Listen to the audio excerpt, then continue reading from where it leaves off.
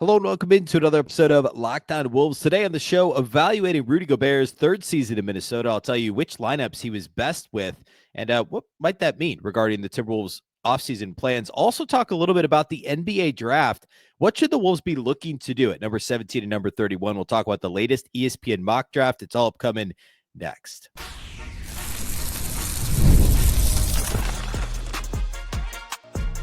You are Locked On Timberwolves, your daily Minnesota Timberwolves podcast. Part of the Locked On Podcast Network, your team every day.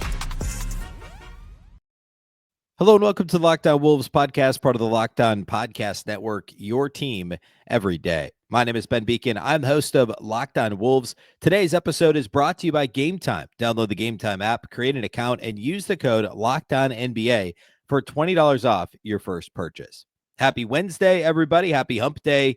And today on the show, we're going to continue the player review series. We're going to talk Rudy Gobert and what his impact was this season, the areas that he was better, worse, or the same, and some of the lineup data about Rudy's third season with the Wolves. And could that impact what the Timberwolves do this offseason? A bit of a topic that's related to what we did on Tuesday's show when we talked about, I guess all week. We've talked about Reid. We've talked about Julius, Randle. And Rudy is kind of the next, it's all linked, what the Wolves do with their big men. So I want to talk about that.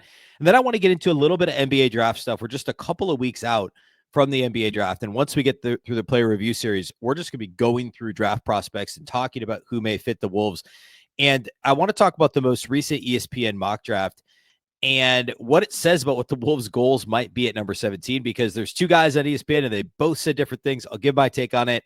And then a quick take on the prospects they mentioned the Wolves could look at taking at number 17. But I want to talk philosophy, really. So we'll do all that here off the top of the show. Big thank you first, though, for making Locked On Wolves your first listen every single day. Of course, this show is free and available everywhere. You can watch on YouTube. You can also watch on the Locked On Sports Minnesota app on both Roku and Amazon Fire TV. All right. Rudy Gobert, year 3 in Minnesota, and continues to be a polarizing player, I think mostly everywhere outside of Minnesota. I don't know that Wolves fans doubt the impact that he has. Rudy Gobert is what I like to call the ultimate floor raiser. He really hasn't been on bad teams throughout his career. I think the Jazz missed the playoffs like twice while he was there. And it was since, take out his rookie season when he barely played. He makes your defense. He's essentially a walking top 10 defense. And I said that when the Wolves acquired him, and that has been the case. Now, year 1, when Minnesota is a little bit rocky, we know he came in with the a little banged up after Eurobasket, and then there was integrating with Cat, and Cat had the illness at the beginning of that season. It was a weird year. Probably Rudy's worst overall season since his rookie year, or at least since his first 2-3 seasons in the league with the Jazz. Last season, 23-24, he wins Defensive Player of the Year, all defensive first team. This year was a similar season. Some of the counting stats were down, and we'll talk about this. The usage was down, and there were more peaks and valleys, I'd say. And he was all defensive second team instead of first team, which I think is the first time he's been on the second team. He's been on the first team like 7 times, and just weird that he was a second team defensive player this year. But I would put this squarely between his first 2 seasons with the Wolves in terms of his overall impact. And really, I think closer to last year. Like, there's a lot of similarities. The Timberwolves, of course, in 23-24 were really a historically good defense. And it feels silly to say that now, given how historically good the Thunder defense was this season. But, before we witnessed what OKC did to the league on the defensive end of the floor, Minnesota had one of the best defensive seasons of the past 20 years. They had the second greatest gap between the best and second best defensive rating in terms of the league in 20 years. And, held opponents under 100 points a bunch of times and did it in a variety of ways. Weren't necessarily it wasn't quite the high risk. High risk isn't the right. The Thunder they gamble a little bit, but like, they're just more, they're like, they're flying around. They've obviously got size with Chet and Hartenstein, but there's the young athletes, the length. The Wolves did a little bit differently. They had the perimeter defense, the point of attack defense, but they also had Rudy Gobert in drop coverage. They had switchable bigs in Karl-Anthony Towns and Reid, and they were just a fantastic defense last year. This season, Rudy Gobert, I thought, wasn't quite as good in drop coverage early in the season. I don't know if it was a mobility thing, if it was a played into shape thing, but it seemed to take a little bit for him to truly be locked in and drop. And the Wolves' perimeter defense was not as good as it was last season. And there's a couple of reasons for that. I think not having Kyle Anderson, who was actually a pretty big part of that defense 2 years ago as another switchable big, somebody who would play the four frequently and could guard multiple positions really, really well. I think that hurt.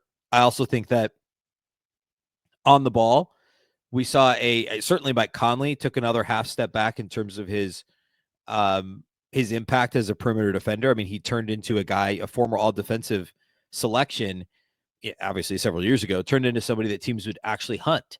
And that hurts to have somebody on the floor that you can hunt, because even a couple years ago, you really couldn't. And I know Conley wasn't prime Conley, but I thought the defense clearly slid for him last year.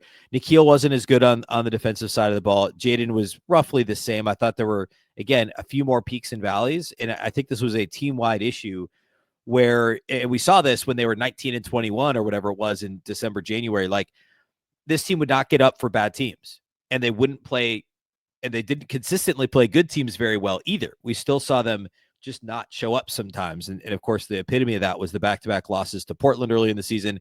Portland ended up being at least competitive toward the end of the year, but one of the league's worst teams for long stretches. That was brutal. Pick your bad loss in the first couple months of the season. And some of these same issues would crop up, and it wasn't one guy. It was an attitude across the board. It was a readiness issue. It was a taking the opponent seriously issue. And that bled into, obviously, the defensive side of the ball. And that impacts what Rudy's impact can be. And I would add Rudy to that. I'd assign some blame to Rudy too. I absolutely think Rudy Gobert had some of those same issues. I think he wasn't all the way locked in defensively, which is a weird thing to say about a guy who's 32 and a 4-time defensive player of the year. But there was this attitude early in the season, like, all right, we were to the conference finals last year. We just got to get back there, and we will. And they did get there, which maybe is a bad thing as we look at next year in terms of confirming what they were able to get away with early in the season. But of course, they lost 7 less games in the regular season, and they had to get, they had to be a 6 seed and work their way into the conference finals by playing on the road and having some tough matchups, and had some good fortune with Steph Curry getting hurt and all that stuff. But the point is, Rudy's defensive metrics individually aren't quite as impressive. And I think for the most part, I don't think we saw any decline. I don't think any of this was any notable decline, right? Like, obviously you're 32, there's gonna be a little. I don't think there's any evidence that like Rudy Gobert is slowing down defensively. I think it was a being locked in thing early, and throughout it was a consistency thing for his teammates on the perimeter. I thought Rudy Gobert himself in the paint looked like himself, and that's really important. I mean, we're talking about a guy that's still got a couple more years left on this deal. The Timberwolves just signed that extension to lower the average annual value, or I should say Gobert signed the extension with the Wolves, but to add years to the end of the deal. Like, they're going to have him, I think, through his age 35 season. And it's important that he can at least be an impactful big, throughout the course of that contract, given what he's being paid. And we'll talk in a minute, the one area that he slipped a little bit, but I think for the most part, like, the block rate was down a little, but it was still above where it was 2 years ago. So there's nothing age related there. It's a little bit more scheme. It's a little bit, maybe he's a third of a step slow on a backside rotation to get help side block. Maybe I didn't think that was notable. We'll talk about rebounding. We'll talk about some of the pros on the offensive end here in a minute, but I guess where I wanted to start was 32-year-old Rudy did not look massively different than 31-year-old Rudy. And that's super important.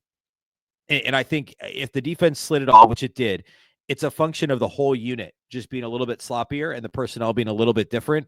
Subbing Randle for Towns and subbing DiVincenzo for Kyle Anderson. It's a topic for another day. Well, not really. It's related. DiVincenzo, I think, was overrated defensively by the Timberwolves, or he underperformed, one of the two. Like, I don't think he was as good on the ball as the Timberwolves needed him to be. And I think they put him in too many situations where he was a point of attack defender, and opponents were okay with that. And that of course bleeds into the impact Rudy's able to have in the paint if the perimeter defense doesn't hold up. Okay, I want to talk about an area that Rudy definitely took a step back this year, but again, I don't think it's decline. I think it's effort and scheme. And I want to talk about an area that he improved and had one of the best years of his career. And I thought he showed growth in this area. So we'll do both those things next. Then we'll get into a bit of NBA draft talk here to close out the show.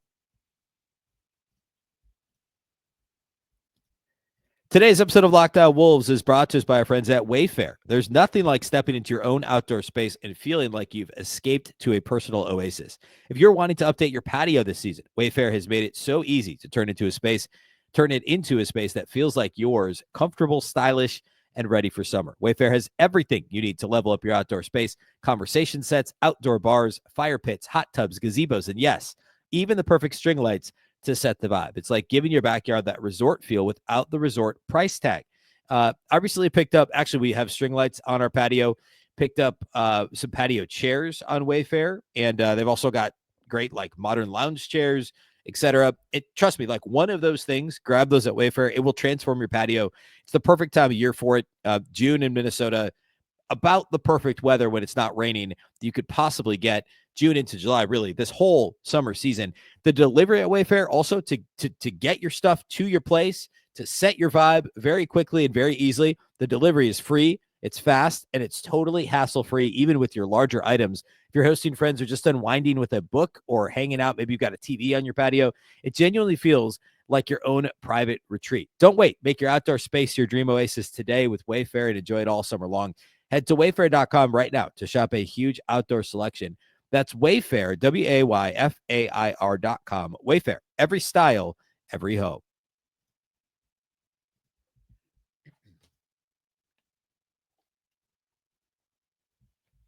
All right, Rudy Gobert this season.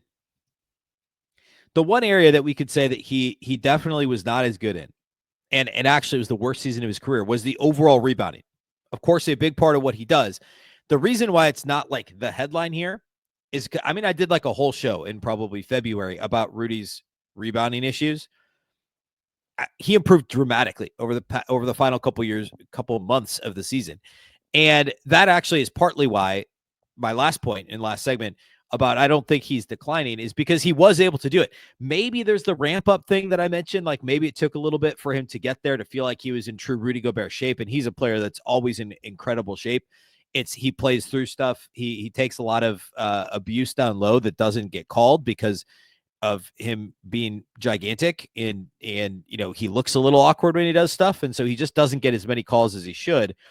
I think the rebounding thing was more of, it could be a function of that, which maybe is a little bit age related because he's not I say getting in shape. I don't like literally mean getting in shape because he's always in shape. Getting into like the rhythm as a every night, 3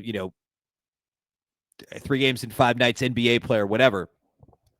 Maybe it's taking a little bit longer because of the age thing, but the rebound rate, the latter half of the season was actually really good for Rudy Gobert. It was just really bad in the first half of the season. So that's something to keep an eye out for next year. I don't think it's directly decline related. I think it's more, it was more a bit fluky, and it sounds so bad to say effort related, but again, an across the board Wolves issue, which is that a little bit of an indictment on the coaching staff? Possibly. And again, that's why it's something to monitor this year. If the Wolves get off to another slow start, if they're, 7-11 or something horrible like that, then yeah, I mean, we could point fingers and be like, all right, obviously it's up to the players to play, but why aren't they motivated? Why isn't the coaching staff making sure that they're prepared and ready to go?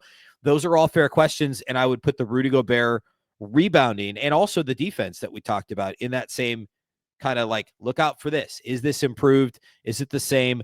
Or is it worse? The rebound rate overall was just 18.2% for the season for Rudy, which is the lowest of his career. Only the second time it's ever been below 20%. And it was 18.2%. Last year was 21.5%. His last year in Utah, he had a 25% rebound rate, which easily led the league. His defensive rebound rate that year was 36%. So basically 1/3 of every available rebound on defense was gobbled up by Rudy Gobert in his final year at the Jazz. Last season, he was under 24%. Actually, 12.5% worse, 23.8%. So actually, look at that. That's what? 33% worse than his last year in Utah on the defensive glass. The offensive glass was in the same neighborhood. And maybe it was a little bit scheme related. The Wolves did a little bit more switching on the perimeter, so that's part of it. They actually switched more than they had. previously almost entirely played drop, but they switched more this year than they did. So he was a little further away from the rim, and that was part of it. But that doesn't, it obviously makes it more difficult, but it doesn't absolve your center of the responsibility of rebounding. Like, he's still got to get in there. He's still got to stick his head in, stick his nose in there and be active on the defensive glass. And I think we can fault him a little bit for having a down year. Not just a little bit. We could definitely fault him for having a down year on the glass. So that's an area that we'd like to see him improve next year and to monitor early, which again is related to activity level. And that's not a teammate thing, right? If your rebound rate's down, it's not because anyone else's was up. Like, Julius Randle's rebound rate was also down. The Wolves had a major defensive rebounding issue over the first, call it 3.5 or so months of the season. That improved as the year wore on. They got much better on the glass on both ends of the floor, which is, by the way, not coincidentally, they played much harder. We saw them play better and harder over the final 3+ months of the season. We saw the rebound rate go up. So much of rebounding is effort, and that's Rudy and it's his teammates. Across the board, the Timberwolves improved in those categories as the season went on. And those are areas they must start in a better place here this next season. All right. The one area that I think we saw Rudy improve was the passing. Rudy Gobert actually saw a assist rate that was the second best of his entire career, a 7.5% assist rate. It was up almost 2 percentage points from the last 2 seasons in Minnesota, and about 2.5 percentage points up from his last year in Utah. It's mostly passing out of the short roll, which I think he's gotten really good at doing. And the Wolves also just had more shooters and better shooters than some of those other teams he's played with. So that certainly helps. But I also think the big passing improved a little bit. And we saw Rudy just get a little bit better at dumping passes off to Randle or Naz. And that was encouraging. And by the way, it was also his lowest turnover rate in 6 years. And second lowest turnover rate of his career. So second highest assist rate of his career and second lowest turnover rate of his career, which is an unusual combination. We saw Julius Randle improve his assist rate, but the turnover rate went up. And Rudy's turnover rate went down, assist rate went up. So I think that's experience. It's understanding the personnel. Finally, year 3 with the team, and most of the team, save for the DiVincenzo, DiVincenzo and Randle in, Cat and Anderson out. The rest of the team was essentially the same that Rudy played with, and I think that helped. Played with Ant again, obviously more of a chemistry and rapport with Naz. And I think the ball movement of the Wolves offense was better than I expected this year overall. And Rudy was part of that. I think that's an encouraging thing and important to note. The last note on Rudy Gobert related to lineups. The Timberwolves' 2 best on-off guys were Rudy Gobert and Naz Reid. And we talked about this a bit in light of the Randle conversation on Tuesday's show. Like, those 2 guys, Naz and Rudy together, were significantly better than any Julius Randle big man, front court combination. So just putting that out there. 3 of the Wolves' best 5 2-man lineups had Rudy Gobert in them. Number 1, as we talked about yesterday, was Conley and Alexander Walker. Number 2 was Gobert and Naz Reid. Number 3 was Gobert and Nickeil Alexander Walker. Number 4 was Conley and Naz, and number 5 was Mike Conley and Rudy Gobert. Mike Conley and Rudy Gobert, we talked about this a lot last year, especially early in the season when they were in the starting lineup together. It was like, all right, well, those guys need to share the floor more often. And then we saw this evidence that this bench trio of DiVincenzo, Naz Reid, and Nickeil Alexander Walker was so much better than this starting lineup. We saw the brief switch in January where Conley went to the bench and DiVincenzo started. DiVincenzo hurts his toe. He misses 5 weeks or whatever, and comes back, and they never really go back to that combination. Could we see that next year? Now, then Conley and Gobert would ultimately play less minutes together, but the Wolves could obviously stagger. Chris Finch could intentionally stagger that rotation. So if Conley's coming off the bench, his minutes are still with Rudy Gobert, right? So Gobert goes to the bench, Conley stays on the bench. Then when Gobert comes back toward the end of the first quarter, Conley heads back to the floor and they get to play together. I think we see something like that because we've still seen success with those lineups. But we've also, along with that, we've seen success with Naz and Gobert. That's the second best 2-man lineup that the Wolves had this year. So if the lineup gets put together that way, then, maybe Naz is the first off the bench, right? Randle heads to the bench, and then toward the end of the first quarter, Naz stays, Rudy comes back, and Conley heads to the floor for the first time, and he plays end of the first, early second, end of the third, early fourth, and bridges those same minutes, bridging those quarters with Rudy Gobert and Naz Reid on the floor. And that trio together is going to be a really impactful trio. So that's something to keep an eye on. And I think it speaks to Rudy's comfort level playing with Mike Conley, but also the inside-outside game, the more efficient inside-outside game that Reid has, and the chemistry that and Rudy have built together. You look at 5-man lineups with Rudy Gobert. Obviously, the starting lineup is going to have the most run, and then the starting lineup minus Conley plus DiVincenzo, which ultimately was not quite as successful and significantly less minutes, but that's another one of those most used lineups with Rudy. But all of his best lineups, like you look at his 4 best used lineups that played at least 200 possessions together, they're all with Reid. They're all with Reid. And they're all at least, let's see, of those 8 units. So I'm talking about 4 lineups on offense and on defense. 7 of the 8 are 82nd percentile or greater on offense or defense on all the Gobert Nas lineups. It's incredible. And most of them have Alexander Walker and DiVincenzo, and then it's kind of even split between Ant and Mike Conley. So Gobert plus Nas and Nikhil is a really, really good lineup. It raises the floor of it doesn't, Nas doesn't have to play the 5 defensively like he does when he's on the floor with Julius Randle, because that's basically what happens. It allows Nas to be more switchable on the perimeter, help side, weak side shot blocker, takes a little bit of pressure off Nas defensively, actually a lot of pressure off Nas defensively, and it covers for, any sort of backcourt defensive misses they have between Ant and DiVincenzo, which does happen. So I think that was fascinating, or that's a fascinating thing to look at. And I'm curious to see how Chris Finch manages those lineups as we move into next year. All right, let's shift to talk a little bit about the draft. I want to talk about the ESPN mock draft and what my take is on their take on the Wolves' potential strategy for this year's draft. We'll do all that here next. Today's episode of Locked On Wolves is brought to us by our friends at Game Time. There's nothing like the NBA playoffs and, of course, the NBA Finals. The intensity, the buzzer beaters, the fans losing their minds. It's the kind of atmosphere you must experience live. This year's matchups are already delivering. If you want in, first of all, you're going to have to either be in Oklahoma City or Indianapolis or travel there. But Game Time makes it fast and super easy to get seats, even for the biggest playoff games, including the finals. Prices on the app actually drop closer to tip-off. And with killer last-minute deals, panoramic seat views, and no surprise fees, Game Time is a total game changer. Check out finals tickets now. The zone deals offer, a large amount off on tickets. And also, maybe it's not the finals game realistically. Maybe you're in Minnesota. You want to go to a Twins game. They play tonight. You can check that out as well. We're also getting to football season. I mean, the NFL schedule release just dropped. And maybe check out your fall calendar. Pick out which games to hit for the Vikings or travel to see an NFL game in another stadium. Game Time makes scoring NFL tickets just as easy as any other sport. You can find great seats for as low as $100 thanks to exclusive discounts. Take the guesswork out of buying tickets with Game Time. Download the Game Time app, create an account, and use the code LOCKEDONNBA for $20 off your first purchase. Terms apply. Again, create an account and redeem the code LOCKEDONNBA. That's LOCKEDONNBA for $20 off. Download the Game Time app today. Last-minute tickets, lowest price, guaranteed.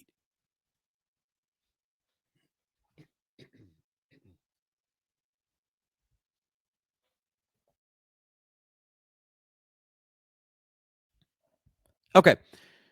NBA draft coming up here in just a couple of weeks. And the Timberwolves have number 17, and they have pick number 31. Draft is actually, actually starts on a Wednesday, by the way. I'm still in my head. It's always been a Thursday. Nope, it's a Thursday now. So 2 weeks from today is the NBA draft, is the first round of the NBA draft. The Wolves have the 17th pick, and then they have the first pick of the second round, which I guess would be Thursday. Which is, of course, a very valuable pick. The first pick that you don't have to give a guaranteed contract to, but and of course the contract slot changes dramatically.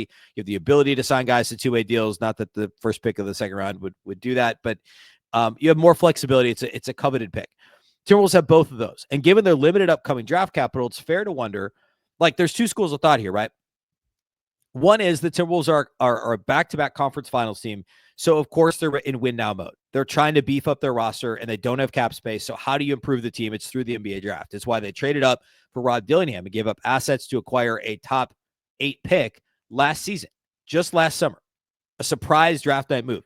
On the flip side, so like that's your build for the future because you don't have other draft assets and you don't have cap space. The flip side is, why would you add more young guys to a roster that's already top heavy with 8 rotation guys sitting here right now, obviously before free agency, that you trust, And then you have a bunch of younger guys who we've already talked about who you trust or don't trust in varying levels, from guys who have been around like Josh Minott and Leonard Miller, and newer guys like Jalen Clark, TJ Shannon, Rob Dillingham. Where on that scale do you trust these guys? How many are going to be back? And who are you going to plug into the rotation? And Tim Conley, in his exit interview a couple of weeks ago, was asked about the roster. And I forget the exact question that was posed, but he was like, I can't remember, was it him or Chris Finch? One of them made the comment that, hey, there's guys in the building already that are young that are waiting for an opportunity. They're going to be ahead of anybody we would draft. I think it was Conley that was asked that question and gave that response. And I agree 100%. Like, are you really going to draft somebody that you're going to fast track ahead of all the guys I just mentioned? First round picks from last year, like Dillingham and Shannon, that obviously have upside, and Shannon contributed in the playoffs, and guys who have been around that have, or Jalen Clark, who's a little bit at this point, he's not old, but like he's been in the organization for 2 years, but only has 1 year under his belt. There's upside there. He's a plug and play defensive guy. Like, what are you really trying to do at 17? I think it's a fascinating question. I think the Wolves are in a really interesting position. And ESPN put out a mock draft, I think on Tuesday, that Jonathan Givony and Jeremy Wu each made a selection for the Wolves, and they made them for different reasons. So Givony picked Danny Wolf, the Michigan big, really. He had 2 years at Yale, 1 year at Michigan. And the reason he picked Danny Wolf is because the Wolves have uncertainty surrounding Julius Randle and Naz Reid, and they may need another big. Danny Wolf is a playmaking big. There's similarities to what he does and what Julius Randle does in a different way. He's a little more finesse than like Julius Randle brute force. But the idea is he's a playmaking big that in theory can stretch the floor, although the 3-point numbers are not that impressive. But he can score off the dribble. He can create for others. You can run pick and roll through him. And so Givony's thought is he could plug and play in place of Randle or Naz because he's this skilled big that could do all these different things. Okay, fine. He's 21. He's not a 5-year senior. He's a 3-year senior. So there is upside, but he's not 19, right? Like, you think you might be able to play him right away. That's the in theory thought. Now, Jeremy Wu takes the opposite side of things and says the Wolves should look at Asa Newell, who's a big from Georgia, a one and done, 1 season at Georgia, and is a longer term play. He's going to be 19 years old and gives you depth. Is there upside? Yes. Could he be a star someday? Maybe, because he's so young and there's a lot to develop. He's a good, not great athlete.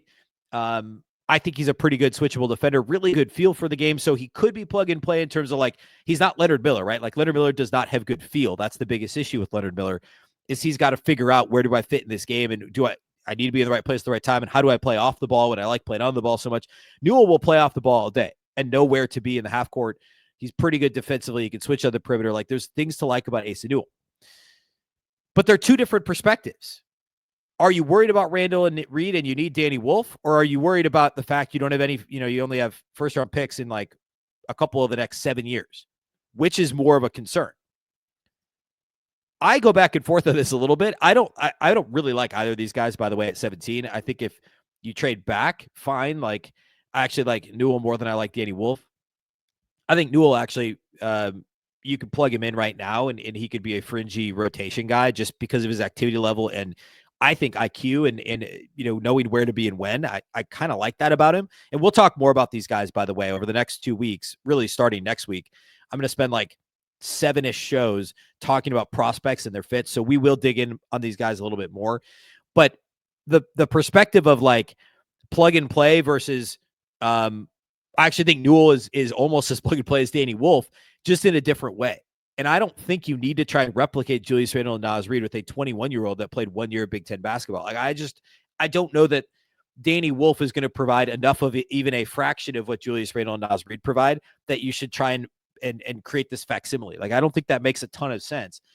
Newell would go about it in a different way, and he would never start. Like, he's not a guy that's going to see significant run, but he could be a fringy rotation guy that could play a role.